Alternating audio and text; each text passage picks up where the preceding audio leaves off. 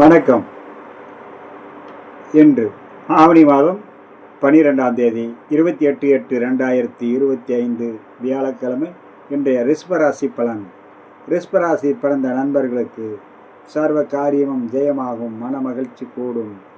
வண்டி வாகனங்களில் பயணம் செய்யும் போது கவனமுடன் இருக்க வேண்டும். தவிர புதிய முயற்சிகள், நிலம், பூமி சம்பந்தப்பட்ட விஷயத்தில் நீங்கள் எடுக்கும் காரியங்கள் மிகவும் சிறந்ததாகவும் எண்ணியது நிறைவேறக்கூடிய நாளாகவும் இருக்கும்.